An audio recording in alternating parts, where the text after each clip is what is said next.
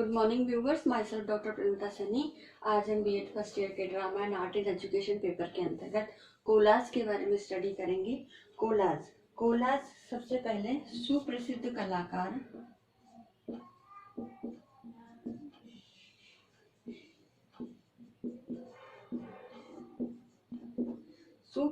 कलाकार Pablo Picasso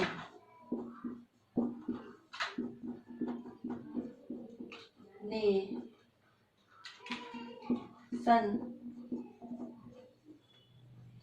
1912 ईस्वी में जो भी व्यर्थ पदार्थ या वस्तुएं या सामग्री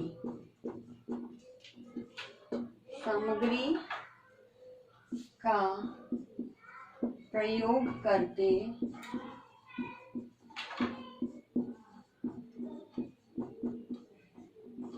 कोलाज बनाया।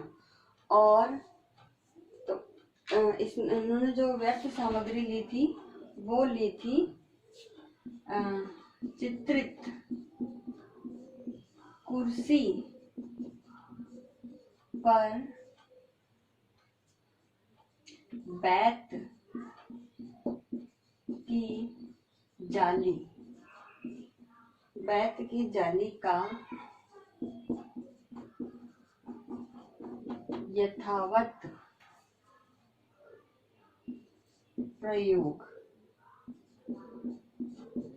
और ये जो प्रथम कृति थी वो थी कोलाज। तो इस प्रकार सुप्रसिद्ध कलाकार सबसे पहले पाब्लो पिकासो ने सन 1912 ईस्वी के अंदर अपनी एक कोलाज बनाया। उस कोलाज के अंदर उन्होंने जो भी कुर्सी थी उस कुर्सी के ऊपर बैत की जो जाली थी उसकी यथावत कटिंग करके उसको वहां पेस्ट कर दिया। और इस पेस्ट करने में सबसे पहले ही उन्होंने कोलाज बनाया जिसमें अपने घर में जो भी पदार्थ वस्तुएं थी उन वस्तुओं को सामग्री के रूप में प्रयोग करके कोलाज का निर्माण किया। और ये जो उनकी कृति थी वो प्रथम कृति कहलाई, जिसे आज हम कोलाज के नाम से जानते हैं।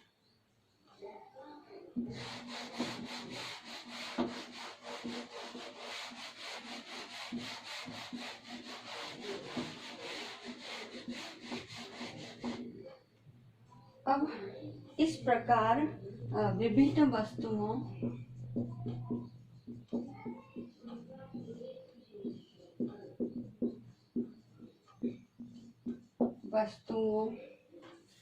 को चित्र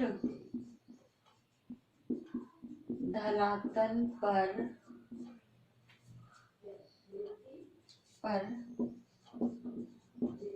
चिपका कर बनाई गई आकृति जो है वो कोलाज कहलाती है। तो इस प्रकार विभिन्न प्रकार की जो भी वस्तुएं हैं, सामग्री है, हम उनका चित्र के धरातल पर जब उनका हम प्रयोग करते हैं और उनसे जो आकृति हमारे सामने आती है उभर करके, वही कोलाज कहलाती है। अब कोलाज बनाने की विधि।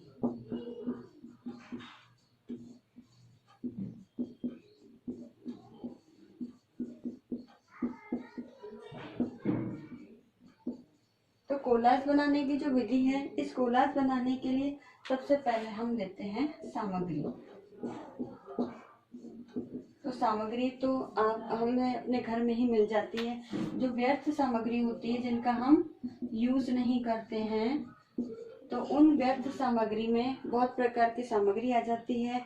जैसे हमारे अनाज हैं, दालें हैं, लकड़ी के टुकड़े हैं, चूड़ी के टुकड़े हैं, साथ ही जो कागज है उसकी कतरने हैं, कपड़े की कतरने हैं। तो ये सारी जो व्यर्थ सामग्री है इसको हम लिख देते हैं। तो विभिन्न प्रकार की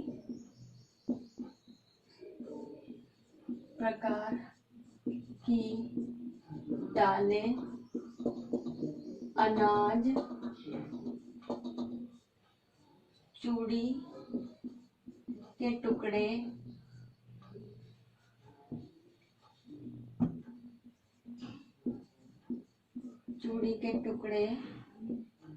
लकड़ी के टुकड़े,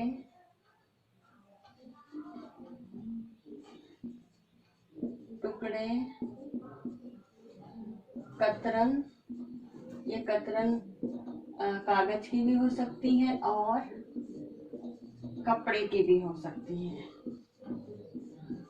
और आदि कई अन्य सामग्री जो हमारे घर में एक तरह से व्यर्थ सामग्री होती है जिनका हम प्रयोग बनाने के लिए कर सकते हैं।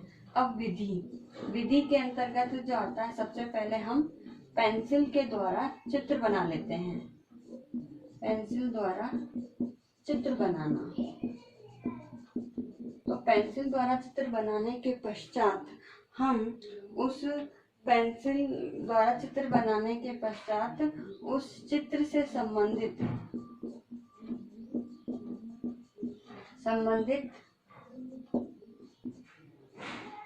सामग्री को काट कर चिपका देते हैं, और चिपका देने के पश्चात जो आकृति बन करके आती है वो एक प्रकार से कोलाज होती है। और ये जो कोलाज का काम है वो व्यक्तिगत रूप से भी हम स्टूडेंट्स को दे सकते हैं और सामूहिक रूप से भी दे सकते हैं। तो इस प्रकार मिलजुल कर कार्य करने से बालकों के अंदर आपसे मिलजुल कर कार्य करने की भावना और सहयोग की भावना का भी विकास हो सकता है। और इस प्रकार से कोलाज बेसिकली ज़्यादातर जो विद्यालयी शिक्षा है उसके अंतर्गत हम या तो कपड़े की कतरनों के माध्यम से बनाते हैं, या घर में कोई अनावश्यक जो वस्तुएं हैं जो काम में नहीं आती उनका हम प्रयोग कर सकते हैं।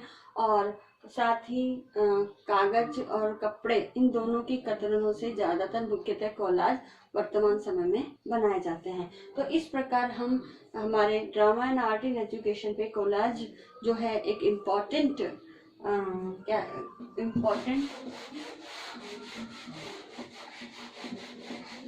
रोल रखता है, जिसके माध्यम से बालकों के क्रिएटिविटी, सृजनात्मकता को बढ़ावा देने का हम उन बच्चों को अवसर प्रदान करते हैं। और इसके आधार पर बालक मनोरंजनात्मक तरीके से अपनी रचनात्मक प्रवृत्तियों का विकास करता है।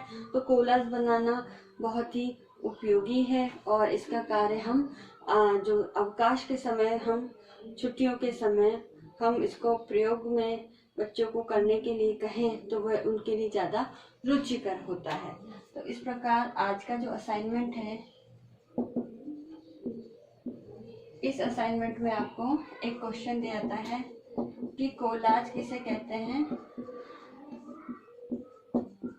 क्या तात्पर्य है, इसकी विधि एवं सामग्री का उल्लेख कीजिए। और एक और क्वेश्चन देते हैं कि कागज या कपड़े की कतरनों से एक कोलाज बनाइए। तो ये दो असाइनमेंट आपको दिए जाते हैं। इसके साथ ही इस कोरोना महामारी के दौर में आप अपने घर पे ही रहिए, सुरक्षित रहिए, फेस पे सदा मास्क लगा के रखिए। और जो भी ऐसे व्यक्ति हैं जिन्होंने मास्क नहीं लगाया उनको भी समय समय पर जागरूक, ताकि कोरोना वायरस को नियंत्रित किया जा सके। और राज्य सरकार के द्वारा जो भी गाइडलाइन है उनका समय समय पर पालन कीजिए। आई होप ये वीडियो आपके लिए यूजफुल होगा। So thank you.